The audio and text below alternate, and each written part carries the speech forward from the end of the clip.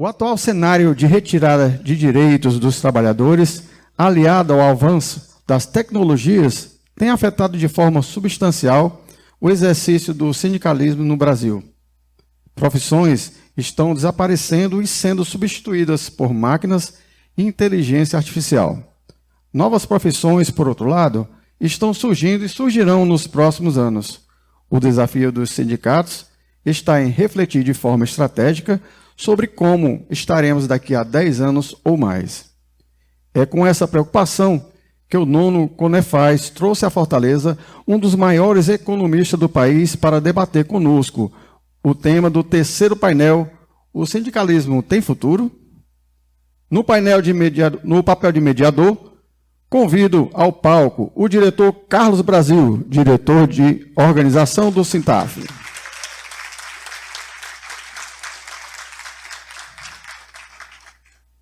Na qualidade de palestrante, convido o professor doutor Márcio Postman, presidente do Instituto Brasileiro de Geografia e Estatística, IBGE.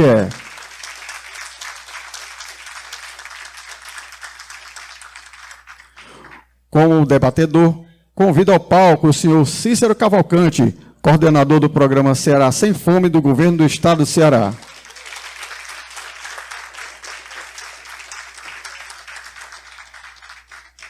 Inicialmente, convidamos o diretor Carlos Brasil a fazer a sua saudação inicial aos presentes na abertura deste painel. Meu boa tarde a todos. Inicialmente, eu gostaria de falar que vamos abolir a constituição das mesas em nossos eventos sindicais, seguindo a inovação do nosso palestrante que nos antecedeu aqui pela manhã. E também eu queria fazer uma breve apresentação. Márcio é presidente atualmente do IBGE, é um economista, como já falou, destacado na academia, dispensa apresentações, me permita. Cícero também é conhecido dos fazendários, nos acompanhou em diversas lutas e hoje está, né, numa função meritória ímpar, né, que é o Ceará Sem Fome. Mas o que nós viemos a conversar hoje é sobre o futuro do sindicalismo, né?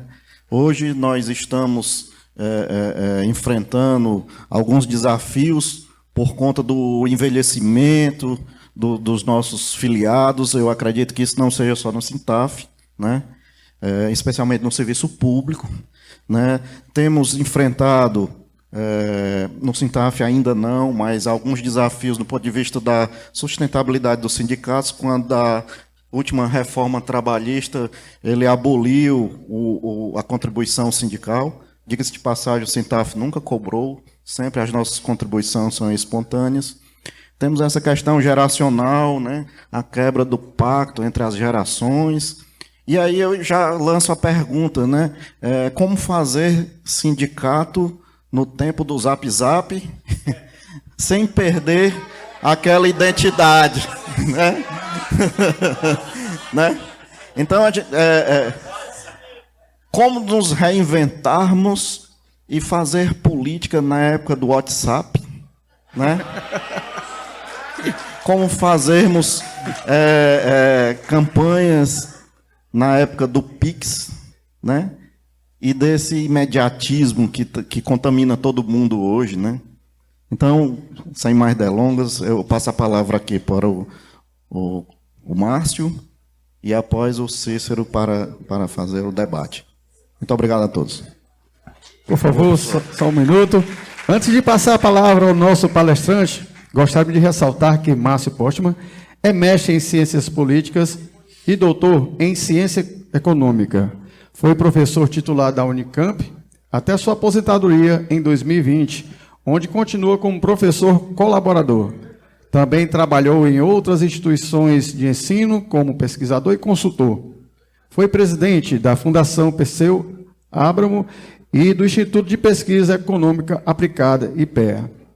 É autor de mais de 50 livros sobre economia, desenvolvimento e políticas públicas, dentre eles, O Sindicato Tem Futuro?, Com a palavra, o professor Márcio Postman.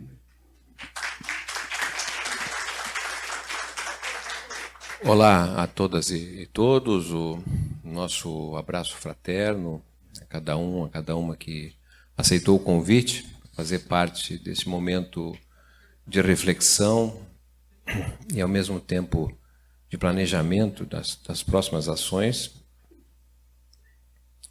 Agradecer a apresentação, as boas-vindas e também dizer da satisfação de poder compartilhar esse tema com o Cícero. Coitado, teve que ler meu livro, ficou algumas horas, noites sem dormir, espero. Mas, de todo modo, eu queria começar saudando essa iniciativa de trazer o tema sobre o futuro.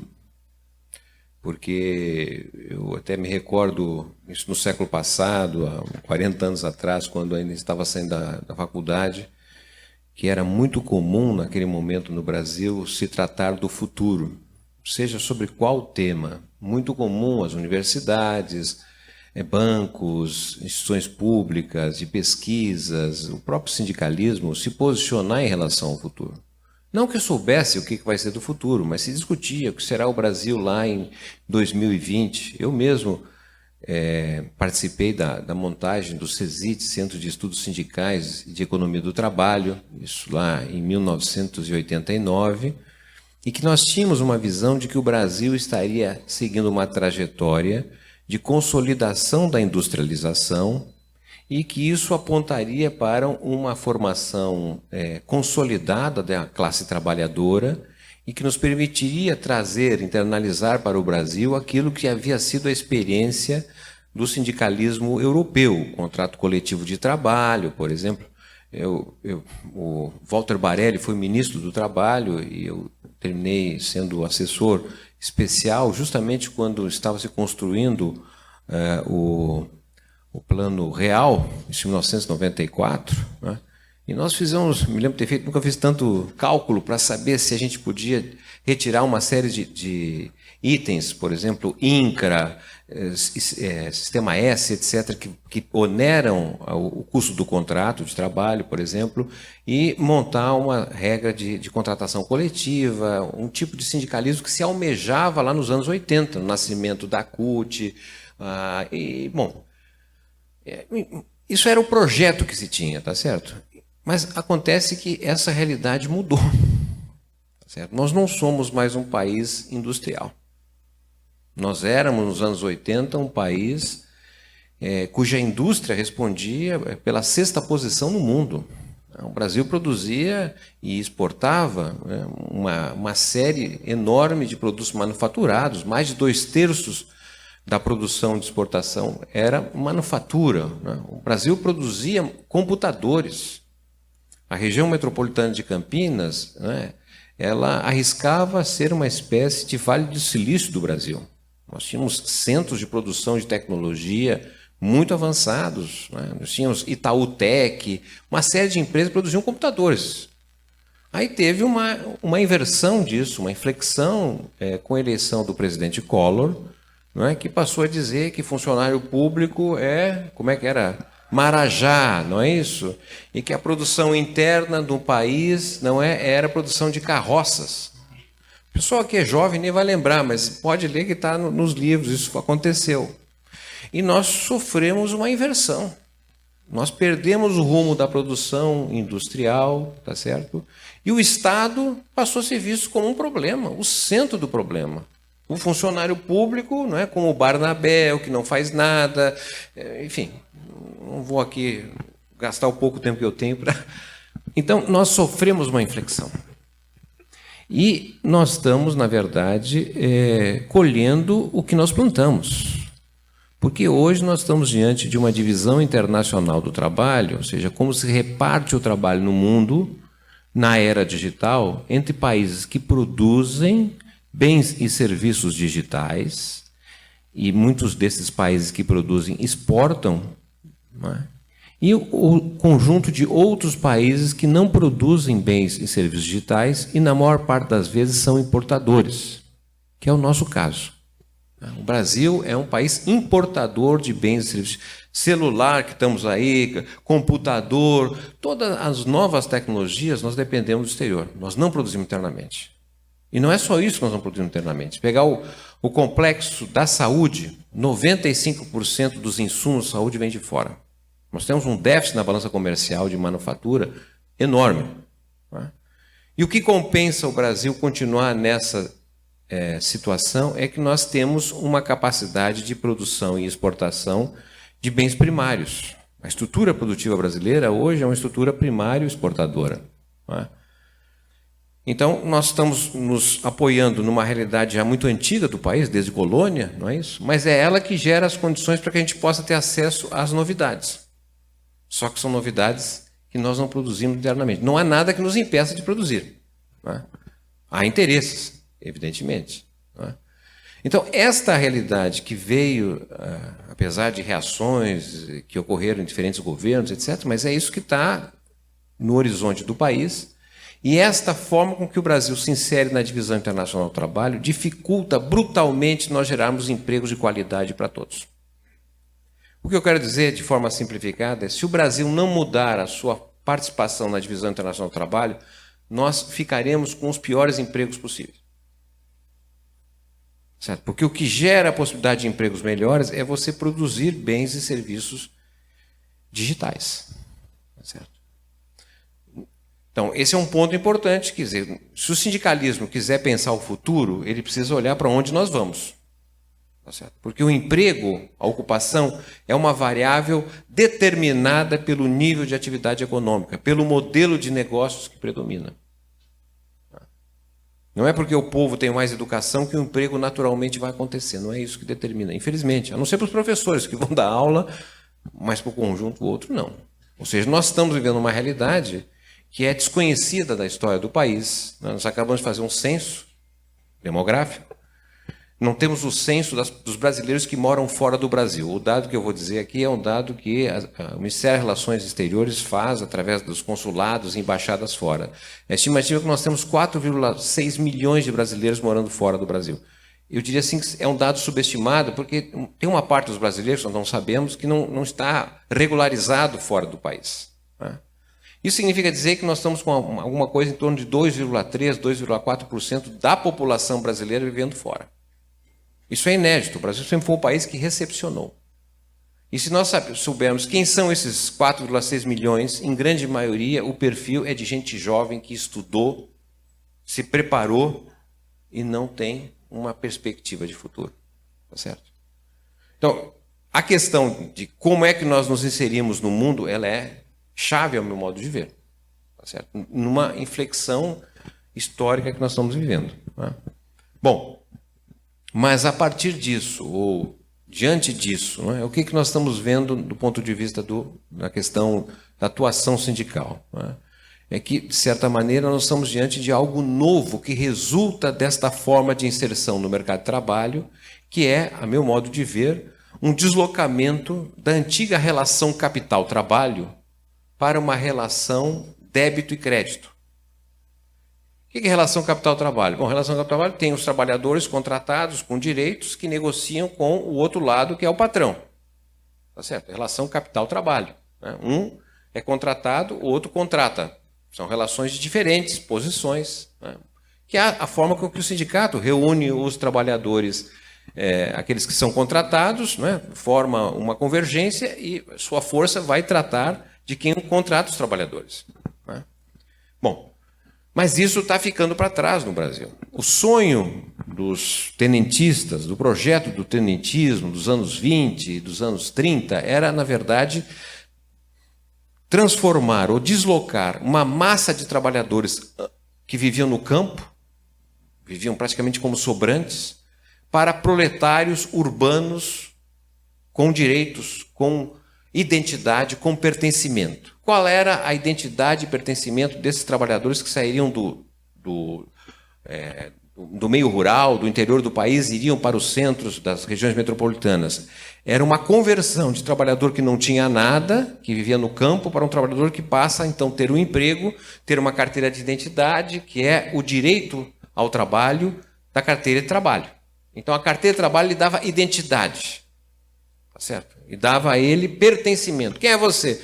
Eu trabalho lá na fábrica. Mas que fábrica? É uma fábrica de metalurgia. Então, você é um metalúrgico. Você tem um sindicato dos metalúrgicos. Você é alguém. Tem direitos. Bom, quando nós vamos analisar a situação atual que nós estamos vendo, né, obviamente que é muito heterogêneo, mas a parte mais dinâmica vem justamente hoje dos trabalhos, das ocupações gerais. O que quer dizer com isso? Eu trabalho no Uber, por hipótese, tá certo? Das 6 da manhã às 6 da tarde. O que eu ganho não é suficiente, então, à noite eu sou segurança no restaurante, no final de semana eu ajudo a minha companheira a vender produtos de embelezamento, ou seja, eu faço qualquer coisa. Tá certo? Eu sou motorista de carro, posso ser passeador com cachorro, cuidador de piscinas, qualquer coisa. E esse qualquer coisa, que é fundamental para ele se financiar, não lhe dá identidade, não lhe dá pertencimento. Certo? E é importante reconhecer que, nesse sentido, que ele tem um débito, ou seja, ele sabe quanto custa viver, porque ele vai ter que pagar a casa, vai ter que pagar a alimentação, enfim, o custo da vida. E para financiar o custo da vida, ele está atrás de créditos. Que crédito? Pode ser um emprego assalariado, mas não cobre, então ele vai fazer alguns bicos, ou qualquer outro tipo de ocupação que permita a ele ter renda, ou viver de uma transferência de renda, um Bolsa Família, alguma coisa assim, ou se endividar, num país que grande parte da população está endividada, ou cada vez mais se relacionar, não é, com as igrejas ou com o crime organizado. Certo? Então, esta é a relação débito e crédito que avança. Portanto, o sindicalismo é produto de uma relação capital-trabalho. E vai continuar existindo isso. Só que isso tende a ser, de certa maneira, minoritário no total de uma massa que vai procurar estar fazendo qualquer coisa para sobreviver. Então, o desafio, penso eu, se nós quisermos ter uma sociedade do trabalho, relação capital-trabalho, isso precisa mudar a relação nossa com o mundo. Se nós, do jeito que está importando bens de alto valor tecnológico, os empregos maiores são gerados fora, e não aqui. Certo? Então, se mudar a relação capital-trabalho, abre a possibilidade de expandir o emprego assalariado com qualidade, fortalece o sindicato na estrutura que ele está. Mas se a gente não conseguir mudar esta relação, o que vai proliferar são essas ocupações cuja relação capital-trabalho é muito frágil e a relação débito e crédito é crescente. Como o sindicato atuaria nessa situação? Nesta situação, quem está mais avançado é o crime organizado e as igrejas, em geral, neopentecostais. Isso aqui não é um juízo de valor nenhum, eu estou descrevendo como vejo. Tá certo? Como vejo. Em 2019, antes da pandemia, nós tínhamos 70 milhões de brasileiros que iam 2 vezes por semana, pelo menos, nas assembleias. Do sindicato? Do partido? Não. Mas por que elas iam lá, apesar de ter trabalhado tanto tempo, e arrumava tempo para ir às igrejas? Porque nas igrejas há identidade, pertencimento. Eu sou da igreja do padre fulano de tal. Eu tenho uma identidade. Lá naquela igreja eu tenho espaço para falar sobre os meus problemas, os meus anseios. Por hipótese, imagine uma mulher que tem uma filha adolescente. Essa mulher sai 5 horas da manhã para trabalhar num lugar horrível e volta às 5, 7 horas da noite, chega em casa, a filha está no celular, no computador. Mas o que é isso? Ela vai na igreja, minha filha, não, fica tranquilo, dona Maria, porque a minha filha também é assim, não sei o quê. Eu tenho com quem dialogar. Eu tenho sociabilidade. Certo? Mais do que isso, as assembleias dão esperança. Certo? Eu não vou falar aqui da árvore, porque eu sei que é exceção, mas eu vou falar aqui, certo, da floresta. O que acontece? Eu, Márcio, perco o emprego, vou lá no sindicato. Né? O que aconteceu, Márcio? Fui demitido. O que o dirigente sindical está preparado? Ele está preparado. Você foi demitido porque o patrão é contra os trabalhadores, porque o governo é isso. Eu sei explicar por que eu fiquei desempregado. Tá certo? O dirigente sindical sabe explicar. Diz, olha, mas se você foi demitido por justa causa, se não foi, vamos lá, o advogado vai entrar na justiça e tal. Companheiros, estamos juntos, hein? Tchau. E olha lá, se você não conseguiu um emprego, você está fora da categoria. Você não pertence à categoria. Tá certo? Porque o sindicato é de uma categoria de gente que está empregada. Se está empregado, ele não é o sindicato. Então, o que acontece? Eu fui no sindicato e não tive uma palavra de esperança. O que ele me disse é que eu perdi o emprego por causa disso, daquilo. É como se a gente fosse numa consulta médica. E aí o médico, o que aconteceu? Dói aqui, não sei o quê. Então, faz um exame, mandou fazer um exame. Olha, o senhor está com câncer. E o câncer que o senhor está é importante. Esse câncer foi descoberto pelo médico inglês em 1957. Chega um momento, tudo bem, até é bom saber qual é o câncer. Eu quero saber como é que eu me curo. E o médico vai dizer assim, olha, eu não sei, porque esse câncer é muito complicado. Eu me levanto naquela hora e vou embora, vou atrás de um curandeiro, de alguém que me dê esperança. Certo? Então, o que acontece? Eu saí do sindicato, que disse que me explicou porque eu perdi o emprego, tá certo? Mas não me deu esperança nenhuma. Eu saí dali e fui na igreja. E a igreja, o pastor pergunta, quem é o senhor? O senhor é novo aqui? É assim, como é seu nome? É Márcio. Márcio, o pastor chama todo mundo pelo nome. Tá certo? Então, irmão Márcio, você veio no lugar certo. Mas o que aconteceu? Eu perdi o emprego. Você perdeu o emprego, o lugar é certo, é aqui. Porque a dona Maria estava no final. Levanta a dona Maria. Dona Maria chegou na semana passada na mesma situação que o senhor. Só que o seu Antônio, que trabalha no supermercado, ficou sabendo que tem uma vaga e informou para mim que sou pastor. E a dona Maria está trabalhando. Aleluia! Não é que a igreja vai resolver o problema do desemprego, gente. Mas ela dá esperança. Certo? Dá esperança. Tem sociabilidade, tem identidade. Mas, seu Márcio, enquanto não arrumar emprego, aqui nós temos uma equipe que tem a cesta básica, pode ajudar o senhor. Tem família? O que está acontecendo? Tem aqui também os irmãos Antônios que vão dar um curso, se você quiser montar alguma coisa, se você quiser fazer isso, quiser fazer aquilo. Tá certo? Como é que vai ficar seus filhos? Aqui tem uma pequena creche que pode recepcionar os seus filhos. Imagina quando tem uma assembleia, o sindicato. Os sindicatos em gerais, não é quando consegue ter uma sede, é no centro da cidade.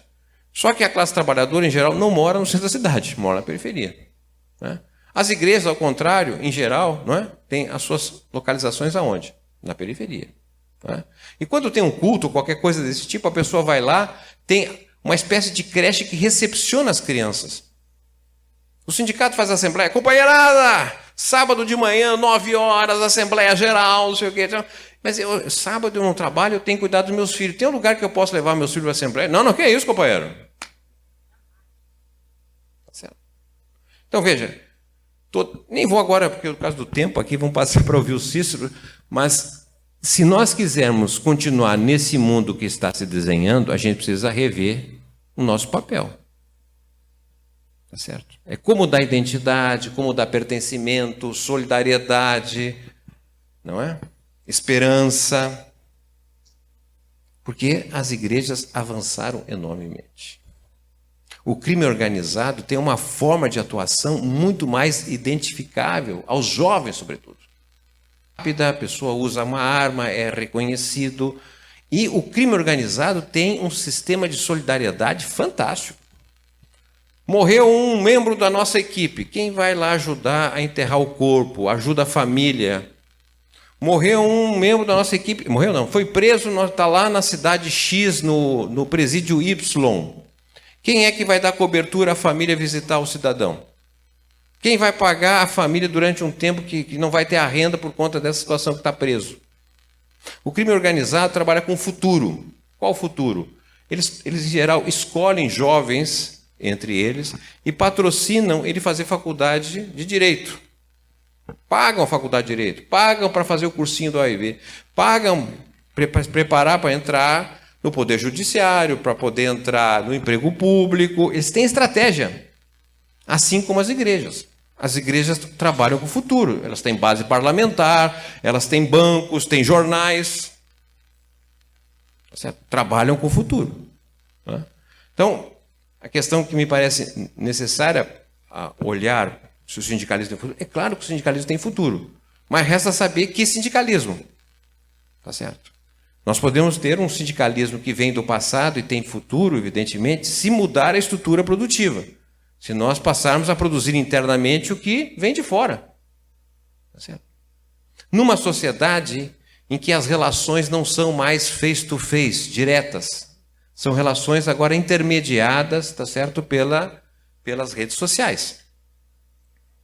Como fazia faculdade, não é? Há 40 anos atrás, ou até um pouco antes, se eu queria pretensões de namorar alguém, sair com alguém, você tinha que ir numa festa, numa boate, num baile, tá certo?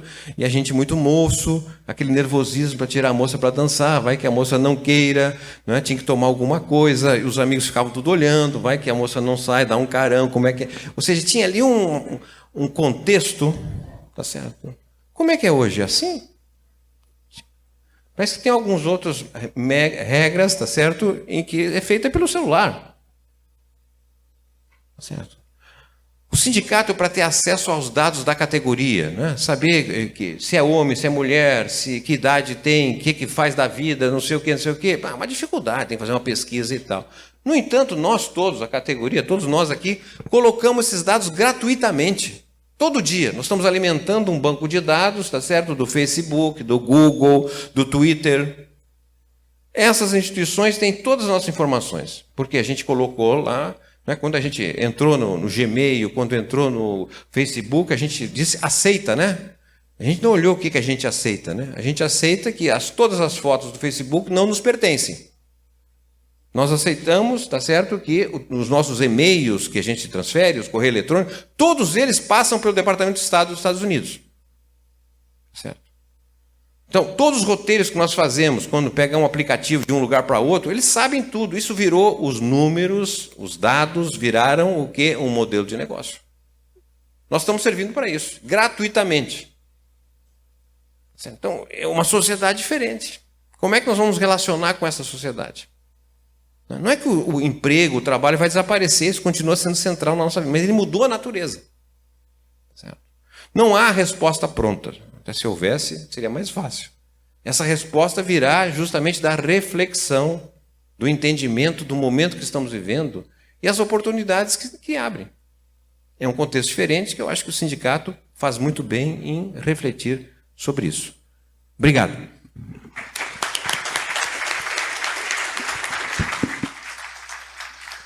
Agradecemos ao professor Márcio Postman por tão relevante contribuição aos debates do nono Conefaz, ele que abriu um espaço disputado em sua agenda para estar aqui junto conosco. Obrigado, professor. Na sequência, convidamos o senhor Cícero Cavalcante a fazer o uso da palavra. Antes, destacamos ele que participou ativamente da construção do novo sindicalismo no Brasil na década de 1980 a 90. É graduado em Filosofia e pós-graduado em Economia Política e Filosofia Contemporânea. Foi secretário adjunto da Secretaria Nacional de Participação Social, ligada à Secretaria-Geral da Presidência da República, no segundo mandato da presidente Dilma. Também foi secretário de Participação Social do governo do Estado do Ceará, no primeiro mandato do governador Camilo Santana. E assessor especial da Casa Civil do Ceará, até o final de 2022. Atualmente, é coordenador do programa Ceará Sem Fome do governo do Estado do Ceará. Com a palavra, Cícero Cavalcante. Boa tarde, pessoal. Gente, é uma alegria muito grande. Quero primeiro agradecer ao Sintaf, que na pessoa do nosso companheiro Brasil, dizer da minha alegria de encontrar aí vários companheiros e companheiras que fazia muito tempo que não via. Tivemos uma relação muito forte com essa categoria, aprendi muitas coisas, né, com vocês.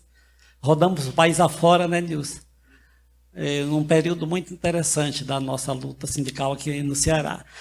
E é uma alegria, uma honra muito grande poder, né, estar aqui com o professor Márcio. E ele falou que sofri para ler o livro, né, mas, gente, eu digo para vocês com toda sinceridade, ele nos presentia com uma obra muito, muito interessante, tá certo? Quem puder ler, não sei se vai ter, né? Eu acho que está até esgotada, né, professor Márcio? Já está disponível na internet. Se eu soubesse, eu não teria tomado esse aqui. Eu tomei esse aqui da primeira-dama Lia de Freitas. Ele apresenteou no almoço que nós tivemos, eu tive que tomar para poder pedir para ela emprestado. Mas já está disponível, gente. Então, acho interessante, porque o professor Márcio ele faz, né, que eu acho que é uma coisa muito interessante, né, é uma síntese de quase 200 anos. É muito ousado esse trabalho. Você conseguir construir uma síntese de quase 200 anos, né, de história do movimento operário sindical, e não uma metodologia que foge daquela visão linear da história, né, que por mais que a gente tente superar, a gente não consegue. Então, o tempo inteiro que eu percebo, professor, que o senhor vem fazendo uma análise, sempre colocando a questão do sindicalismo tensionado pelo movimento que o capital faz, ou seja, dentro daquela lógica de que a superestrutura ela é resultado da infraestrutura, né? E isso nos ajuda muito a pensar criticamente, porque nós estamos muito habituados a fazermos, né, as análises de cada etapa histórica de maneira muito estanque, né? E a gente vai juntando os pedaços, muito como a gente faz nos manuais e nos cursos que nós tivemos ao longo da história. Eu tenho a alegria, gente, de dizer para vocês, assim, de falar para vocês de uma experiência que eu vivenciei agora há pouco tempo. Eu completei 60 anos no dia 24 de agosto. Entrei na terceira idade, né? E quase sexo da vida. E isso coincide com, no mesmo dia que fazia aniversário, a gente estava completando 40 anos do primeiro dia do Congresso que fundou a Central Única dos Trabalhadores. Portanto, 40 anos de Central Única dos Trabalhadores. Eu fiz uma viagem na história naquele dia, professor, sim, que eu participei de todo o processo que deu origem à Central Única dos Trabalhadores, desde o primeiro conclate, o segundo, os enclates em Fortaleza, a Comissão Procute, a primeira greve, tentativa de greve geral em 1983, e toda aquela movimentação, né, que precedeu a construção do novo sindicalismo. E é muito interessante porque passa um filme na nossa cabeça, assim, do que a gente vivenciava naquele período, e eu me vi muito dentro dessas histórias, né? Inclusive, quando você faz uma relação, né, do sindicalismo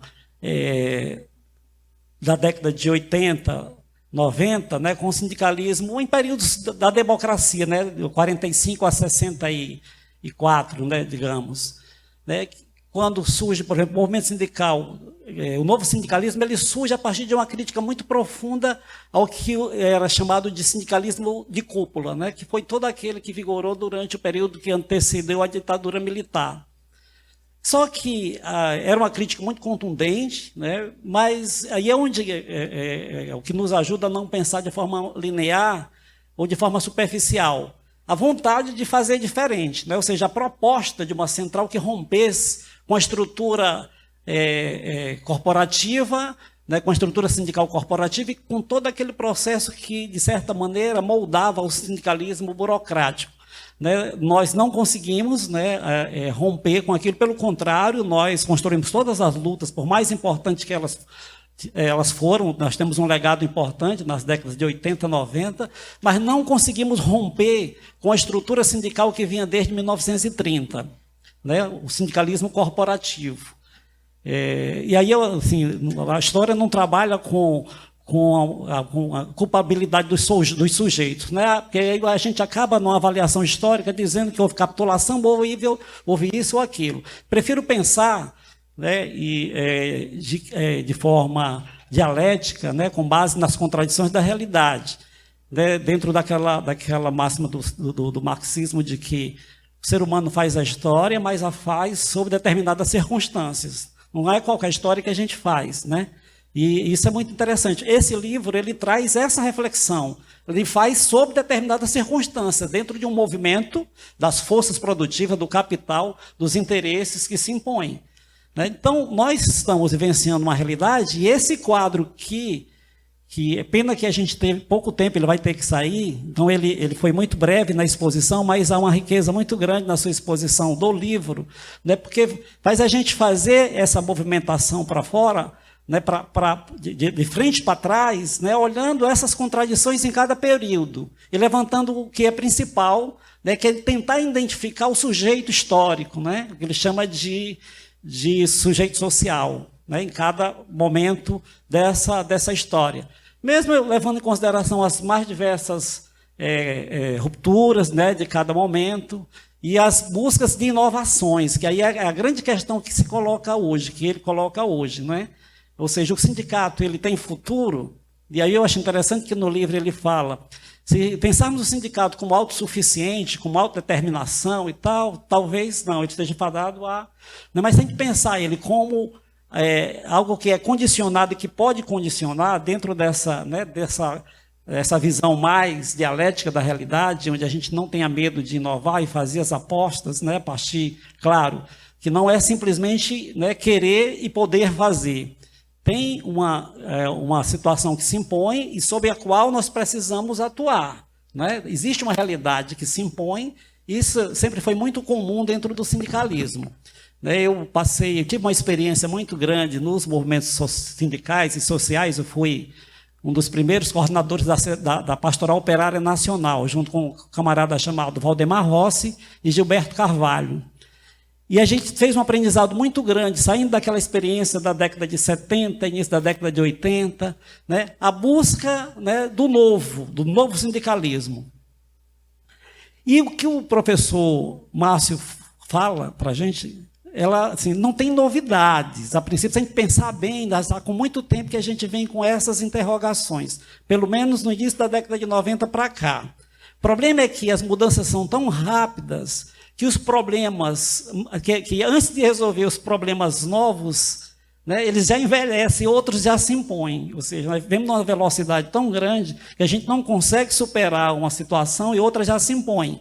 Né? Todos os questionamentos nós já fazíamos, né? E na década de 90, no início da década de 90, parece que a gente tinha ficado órfão, né? Com a queda do Muro de Berlim, com o fim do leste europeu, com o avanço do neoliberalismo, com a dificuldade do sindicalismo de dar resposta, havia assim era uma situação de devastação, acho que sentimento de desolamento às vezes, né? Muitas verdades, né, abaladas, enfim. Havia de fato uma dificuldade de pensar, né, qual seria a saída. E nós, do início da década de 90 para cá, quantos anos já se passaram? Né? 20 anos, né? Quase 20 anos, ou mais, né? Mais, né? Quase 30 anos, não é isso? E a gente continua com os dilemas daquele período e outros já se impõem, porque a velocidade das mudanças é muito grande, né? Tem algo que eu acho interessante, que envelhece, mas parece que guarda a mesma essência. As inovações tecnológicas, né? O professor Márcio levanta 4 teses aqui, interessantíssimas. A gente precisa ler as 4 teses. Né? Entre elas, tem aquela do fim da centralidade do trabalho, que é a principal, que é importante, né? Tem uma que ele fala sobre o fim do emprego por conta da inovação tecnológica, que sempre foi uma amarela no nosso meio, e nós sempre caímos nessa, desde o ludismo, né, da invenção da máquina, que a saída era quebrar as máquinas. Né? Sempre a gente caiu no mesmo conto, né, da sereia. Mas há, de fato, a necessidade da gente repensar esse conjunto, né, de fatores numa perspectiva que possa fazer com que a gente pense, de fato, no que é novo e como podemos inovar. Porque essa reflexão abordada aqui, em determinados períodos, deu vazão a algumas concepções e algumas buscas de modelo sindical que também não levava a nada. Né? Nós chegamos, não sei que vocês lembram, mas nós chegamos a um período aí na década de 90, nos anos 2000, do chamado Sindicato Cidadão. Né? Sindicato Cidadão. Eram as buscas importantíssimas, né? Importantíssimas, mas não guardavam uma relação, né, com aquilo que talvez, não sei se há uma essência do sindicalismo ou uma natureza, né, mas era algo muito, muito superficial, né, porque não chegava a questionar a realidade. Transformar a realidade do sindicalismo dando uma nova roupagem apenas, mas sem pensar na sua essência, na sua estrutura, né, na sua forma de ser e de conceber a realidade, que é o mais importante. E é nisso que a gente vai tendo dificuldades até hoje, né? Há problemas complexos. O professor Márcio esteve aqui num debate no Sindicato dos Bancários e ele fazia uma pergunta, eu estava lá atrás só observando e deu vontade de rir na hora, porque ele perguntou assim, a gente tem dificuldade de pensar lá na frente, né? Pensar na frente, antes a gente pensava muito no futuro, né? O que será daqui a 20, a 15? A gente tem dificuldade de pensar a longo prazo. Se vocês fossem pensar a longo prazo, daqui a 5, 10 anos, eu fiquei só pensando comigo, assim, né? Na volta do imposto sindical, né? Na volta daquilo que nos tiraram na reforma trabalhista. Ou seja, a gente está sempre pensando nesse passado mais imediato e naquilo que era mais cômodo, né? Porque além de todas as dificuldades que nós tivemos, né, nós vivenciamos também uma realidade, e isso é cruel, gente, eu sei que eu vivenciei. Não tem uma entidade sindical, ou tem muito poucas entidades sindicais aqui no Ceará, que eu não tenha passado, na década de 90, no início dos anos 2000, né, trabalhando naquela história do planejamento estratégico, que era uma coqueluche no movimento. Todo mundo queria fazer um planejamento estratégico, né? Se montou escolas no Brasil de planejamento e tal, e era muito interessante. A gente tirava 4 ou 5 dias para planejar, o Sintaf entrou nessa também. Está aqui outra turma que sabe. Mas era bom, pelo menos a gente conseguia pelo menos planejar, né, alguma coisa. Mas o mais interessante... O mais interessante era na hora de avaliar o planejamento, né? Quando a gente passava de um ano para o outro. Eu passei pelo movimento sindical operário, que foi a minha origem, né? Eu, no início dos anos 80, eu tinha 16 anos, 17 eu trabalhava numa fábrica de calçado, era da oposição sindical, e eu fui para a CUT como sapateiro, membro da oposição sindical, porque naquela época também a gente não tinha sindicato, era tudo oposição, né? E passei, e tive a oportunidade depois de passar, né, já como educador popular, como assessor sindical, por sindicato do Serviço Público Federal, Estadual, sindicalismo rural, sindicato urbano, fazendo essas experiências. A gente fazia formação sindical. A gente tinha um curso que era concepção, estrutura e prática sindical. O negócio do tamanho do trem que a gente resgatava desde o mutualismo, que você trata aqui, até o novo sindicalismo, fazendo as várias etapas. Uma visão etapista da história, né? Mas era o que a gente tinha também, né? E foi muito bom esse aprendizado. O grande problema era pensar na transformação. Eu estou indo para o encerramento, porque eu sei que o tempo do professor Márcio está bem apertado. Quando a gente passava de uma etapa para outra na hora de planejar, assim, a gente fazia um planejamento e a gente sempre dizia, olha, o planejamento não é algo permanente. Nós planejamos aqui, mas a realidade é que impõe as condições sobre as quais, né, nós vamos desenvolver as ações. Então, ele tem que ser permanente. Nós temos que, a tal da teoria da praxis, né, nós temos que tomar o planejamento de forma dinâmica e temos que, a cada momento, ir processando as mudanças necessárias e as adequações necessárias. Porque o que era comum, quando a gente chegava no ano seguinte ou no período seguinte para fazer um novo planejamento, aí era quase que uma onda de lamentações. Por que é que nós não conseguimos implementar tais e tais estratégias? Era muito comum ouvir assim, companheiro, é porque a conjuntura não permitiu, certo? A conjuntura não permitiu. É assim como se a gente tivesse planejado para fora da conjuntura, certo? Aqui a realidade a gente planeja para fora. Era muito comum isso. Mas a gente aprendeu muito com essa realidade, né? Hoje nós nos deparamos com uma situação, gente, que de fato, às vezes a gente fala, a gente achava que estava perdido naquele período, lá, né? Hoje a gente tem certeza, de certa forma, certo? Porque as perguntas são muitas, né? E a gente não, mal a gente consegue perguntar, né? Tem aqueles que saem respondendo já, né? Dando os manuais ainda até hoje, as soluções. Mas temos problemas crônicos que a gente não consegue, de fato, sequer sistematizar, ou seja, de onde começar. Uma vez eu fiz uma provocação num planejamento, começando num sindicato.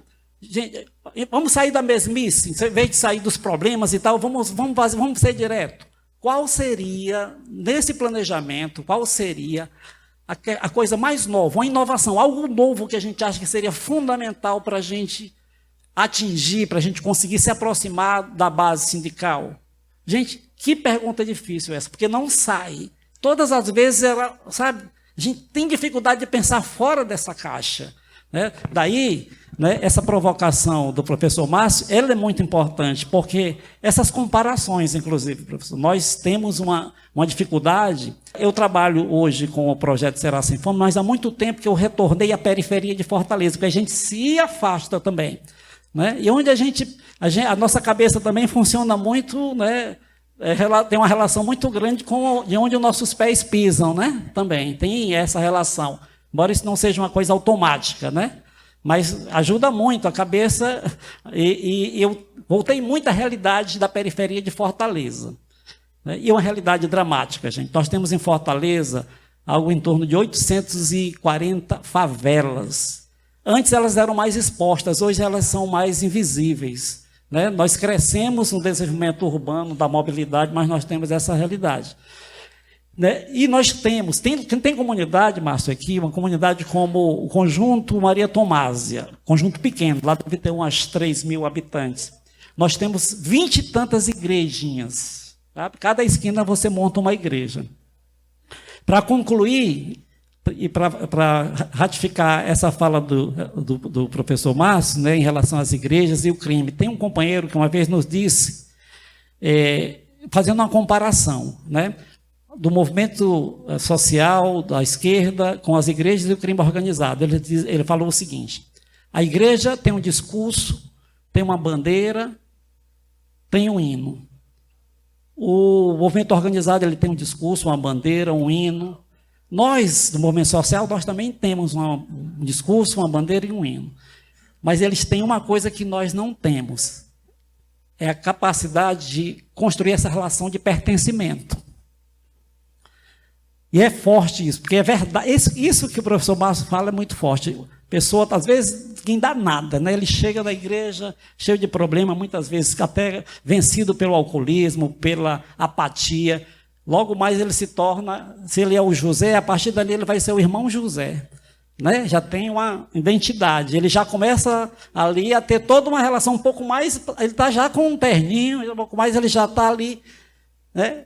Irmanado de fato, né? Com a concepção, vira obreiro, já ele é pastor, ele faz né? Ou seja, e há uma melhora na qualidade de vida dele. Essa você faz uma analogia muito interessante. Nós temos muitas dificuldades disso, não é que agora a gente queira que cada sindicato se torne uma igreja, né? Longe disso, não se trata disso aí, ó. O Miranda já está se benzendo ali. Mas eu acho que tem algumas, e sem preconceito também, né? Mas acho que tem um momento que nós temos que pensar para ser usado mesmo, né? Para sentar, e essa pergunta que eu fiz lá atrás, a gente voltar a fazer. O que é que tem de novo que a gente pode fazer? Não é simplesmente uma nova roupagem, né? E tem uma situação que se agrava ainda mais, é que os grandes sindicatos, eles passaram a ter um fim em si mesmo. Esse é um problema. O que é ter um fim em si mesmo? No início do sindicalismo, ainda no movimento mutualista, nos sindicatos livres criados pelos anarquistas, o sindicato era qualquer lugar, era até na casa dos operários, era debaixo de uma árvore. O sindicato era uma identidade, era um coletivo. Se a gente pergunta hoje onde é o Sintaf, o sindicato é lá na Avenida da Rua Capim do Santo, número tal e tal. O sindicato tem uma diretoria, uma máquina, uma estrutura e um endereço. E uma categoria que fica, o sindicato não fez. Eu vou botar na justiça. Ou seja, os sindicatos são eles, são vocês. Aqui na base não é sindicato. Eu pago o sindicato, eu sou sindicalizado. Não é assim que funciona? Então, a identidade, você não constrói uma identidade, como tinha o sindicato de ofício, né? Dos sapateiros, eu fui de sindicato dos sapateiros, era um ofício, viu? Eu sabia fazer um sapato todo na época, um Luiz XV. A gente aprendia um ofício. E não foi muito longe, não, isso, né? Foi na década de 70, né? A gente está com essa dificuldade, de fato, né? E boa parte dos sindicatos, por conta das estruturas terem se tornado muito poderosas, ficou naquela mesma dificuldade de manutenção. Você gasta muito tempo com a burocracia interna. Nós enfrentamos muitos planejamentos, que boa parte do tempo do planejamento é saber como é que vai sustentar a máquina sindical, como é que vai pagar o funcionário do sindicato, como é que se vai comprar carro novo, se não vai, onde é que vai ser a sede, se melhora. Boa parte do tempo passa a ser uma visão muito do patrimônio, da estrutura do sindicato. Não é porque não queira, não, é porque, de fato, é aquela história. O homem, o ser humano faz o operário faz a coisa e a coisa faz o operário, né? É a visão dialética. A gente faz a história e a história nos faz. Nós fazemos a realidade e a realidade nos molda também. Então, concluir por aqui, que eu falo demais, eu tenho medo, estou atrasando aqui o professor Márcio, mas vale muito a pena a gente fazer esse debate, a gente continuar esse debate. Eu acho que é muito importante a leitura dos livros. Logicamente que eu não vou colocar aqui a minha discordância, porque não dá tempo, né? Muito obrigado, pessoal. Queria registrar aqui a presença e agradecer a presença de Francisco Lopes, superintendente do IBGE, Helder Rocha, também do IBGE, e o professor Alfredo Pessoa, do IPS, né, diretor do IPS. Obrigado pela presença de vocês. Agora daremos início ao momento dos debates. As perguntas podem ser feitas por escrito nas folhas que se encontram disponíveis dentro das pastas. O microfone com tempo máximo de 1 minuto. Para tanto, os interessados deverão requisitar a sua inscrição à mesa, apresentando o crachá do evento com o seu nome. Passamos a palavra novamente ao diretor Carlos Brasil, para que possa conduzir esse momento dos debates. Eu gostaria de já agradecer o professor Márcio, agradecer o Cícero, pedir a compreensão de nossos colegas, que o professor Márcio tem um compromisso já, vai pegar um voo, e assim, a gente abre para uma pergunta. Já acolheu alguma pergunta? Boa tarde, meu nome é Fernando. O senhor falou sobre nós, e nós somos sobre virou uma pessoa diferente de nós, né? O princípio, a unicidade e o princípio da unidade e são diferentes em uma relação sobre isso. Essa discussão sobre a unidade e unicidade é uma discussão bem antiga, né? Se falava muito a unidade na prática, a unidade sem imposição do Estado. E nós vivenciamos uma relação de unicidade sindical, né, de décadas, né? E a CUT, inclusive, no início, fazia crítica profunda à unicidade, que seria a unidade imposta por lei, né, pela tutela do Estado. Só que essa unicidade, que seria... ao longo dos debates, da história, havia muita gente que criticava, que propunha a quebra dessa unidade e a construção de uma unidade na prática, que é isso que você falou. Mas havia aqueles que temiam que o fim da unicidade podia significar uma fragmentação, uma pulverização de sindicato. Agora, cada grupo inconformado com o sindicato poderia fundar outro sindicato. Acontece que na história, mesmo com unicidade, durante a história, né, mais recente do sindicalismo, é recente porque, se tratando de 200 anos, 40 anos é muito recente. Nunca se fundou tanto sindicato no Brasil. Aqui mesmo, vocês sabem, o sindicato pequeno, como o Sintaf, né, passou, mesmo com unicidade, contudo, foram fundados outras corporações sindicais, né, outras entidades sindicais. Ou seja, nós temos um número enorme de sindicatos no Brasil, apesar da unicidade, ou seja, uma pulverização e uma fragmentação muito grande de sindicatos, né? O professor Márcio fala disso muito bem, que eu sei.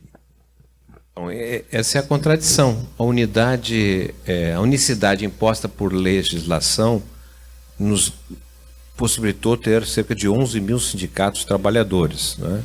Sem a unicidade, o risco nós termos 60 mil sindicatos. Tudo depende da questão de como é que se financia e organiza, né? Então, é o dilema, pois é.